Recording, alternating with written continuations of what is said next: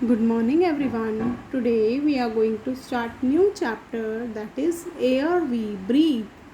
The students who have joined the last session, live session, they must know because we had done the activities of this chapter in that class regarding air is dissolved in water, air exerts pressure, air occupies space, air has weight. We did these activities in class. So today I am going to explain you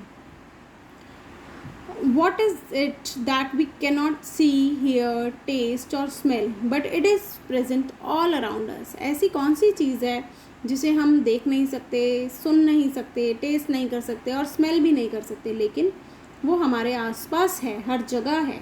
it's air. Air is all around us. Air हमारे आसपास हर जगह present है. It fills all the empty spaces that it finds. जो भी खाली जगह होती है वहाँ पर एयर जो है प्रेजेंट होती है, वहाँ पर फिल हो जाती है. Even water contains air. Clean air has no colour, no taste and no smell. So how do we know that it exist. हमें कैसे पता चलेगा कि एयर एग्जिस्ट करती है. ना तो वो कलरलेस है, उसका कोई कलर नहीं है, ऑर्डरलेस है, उसका कोई स्मेल नहीं है और टेस्टलेस भी है. तो how we will conclude that air exist. So we have done the activities of this chapter and now I am going to explain you. If I put a straw in a glass of water and blow into it, अगर मैं एक glass में एक straw रखूँ water के glass में और उसको ब्लो करूँ, आप सब ने किया था एक्टिविटी में, तो आपने क्या देखा था कि आपने देखा कि उसके बबल्स आ गए हैं और वो पॉप हो रहे हैं, बबल्स आ गए हैं उसके अंदर. They burst as they reach the surface. जैसे ही वो सरफेस के पास पहुँच रहे थे, वो बबल्स जो है वो क्या हो रहे थे, बर्स्ट हो रहे थे. दोज वर एयर बबल्स, क्योंकि वो एयर बबल्स थे. फाइन. तो इससे हमें पता चलता है कि पानी में एयर जो है प्रेजेंट होती है. We can also prove the presence of air by using a balloon. We did it in class. We had two balloons. Before it was inflated the balloon was shapeless. पहले balloon कैसा था, shapeless था, उसकी कोई shape नहीं थी. लेकिन जब हमने उसमें हवा भर दी, इन्फ्लेट कर दिया, हमने क्या देखा, वो राउंड हो गया और फर्म हो गया, खूब मतलब टाइट हो गया. सो इससे क्या पता चला कि air gets inside the balloon and take its shape. तो एयर ऑक्यूपाई स्पेस. एयर जो है स्पेस को ऑक्यूपाई कर लेता है, फिल हो जाता है. नाउ एयर है क्या. Air is a mixture of many colourless gases. बहुत सारी गैसेस का मिक्सचर होता है. If you take a bucket full of air and cut it into 5 equal parts. अगर हम एक बकेट लेते हैं जिसमें सारी मतलब अगर खाली बकेट है इसका मतलब वो एयर से भरी हुई है, और अगर हम उसको 5 इक्वल पार्ट्स में डिवाइड कर देते हैं, 1 part out of 5 would be oxygen, the most important gas for all of us. Oxygen जो है सबसे इम्पॉर्टेंट गैस है क्योंकि वो हमें ब्रीथ करने के काम आती है. Almost all other 4 parts would be nitrogen and a little bit of air left would be other gases found in air like carbon dioxide, neon, argon, helium, hydrogen, krypton and water vapors. It also have dust particles and smoke which vary from place to place. उसमें smoke भी होता है, dust particles भी होते हैं जो कि जगह से जगह को vary करते हैं.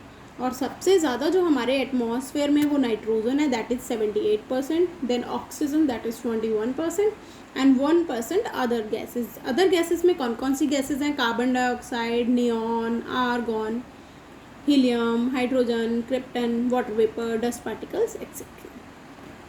Now what are the characteristics of air. Air के कैरेक्टरिस्टिक्स क्या हैं. एयर स्पेस ऑक्यूपाई करती है, एयर का वेट होता है, और एयर क्या करती है, प्रेशर एक्सर्ट करती है. अब हमें कैसे पता चलेगा. तो we are done the activity air occupy space. हमने 2 बैलून्स लिए. एक बैलून को हमने क्या किया, इन्फ्लेट नहीं किया, दूसरे बैलून को इन्फ्लेट कर लिया. तो पहला वाला बैलून जो था वो इन्फ्लेट नहीं था, उसमें एयर नहीं थी, और जब हमने उसको इन्फ्लेट कर दिया तो वो पूरा का पूरा भर गया. तो इससे हमें पता चलता है कि वो एयर स्पेस को ऑक्यूपाई करती है. One more activity we can do, we can place a funnel on empty bottle and pour some water into the bottle. हमारे पास फनल होता है, फनल को हम एक खाली बॉटल पे रखेंगे और उसमें पानी डालेंगे. Water now if we will hold the funnel little above the bottle and continue to pour the water, Does the bottle fill up quicker in the second instance? Yes. दूसरे वाले अगर हमने फनल को ऊपर रखा है और उसमें पानी पोर किया है तो वो बॉटल जल्दी भर जाएगी, because the empty bottle is not empty. Empty bottle जो खाली बॉटल है वो खाली नहीं है, एयर से फिल है, it is filled with air. When we hold the funnel little above the bottle, air is allowed to come out. Air जो है बाहर आ जाएगी और वाटर जो है जल्दी से जल्दी उस पर भर जाएगा. Now second characteristic of air, air has wait. आपने देखा था जब हमने एक्टिविटीज़ की थी, एक बैलून जो कि इन्फ्लेटेड नहीं था, दूसरा बैलून इन्फ्लेट था, और इन्फ्लेटेड बैलून जो है नीचे को जा रहा था. क्यों नीचे को जा रहा था? क्योंकि वो हैवी था, क्योंकि वो बड़ा था, हैवियर था, इसीलिए उसका वेट जो है ज़्यादा आ रहा था. Air is very light but it does have weight. बहुत लाइट होने के बावजूद भी उसका वेट होता है. In fact weight of air pressing on you is roughly similar to that of an elephant, but you don't feel it because air is present inside our body also. It balances the weight of the air outside the body. We will blow a small amount of air into one balloon and a large amount of air in another identical balloon. Then we will tie the balloon on both the sides of a very thin stick with the help of thread. Then what we will see, the balloon which is larger is heavier as it has more air in it. It shows that air has weight. Now air exerts pressure. How we will conclude कि air जो है pressure भी होता है उसका. We have learned the gravity of the earth pull the atmosphere downwards. So air presses downwards on everything. Weight of this air act on the surface causes air pressure.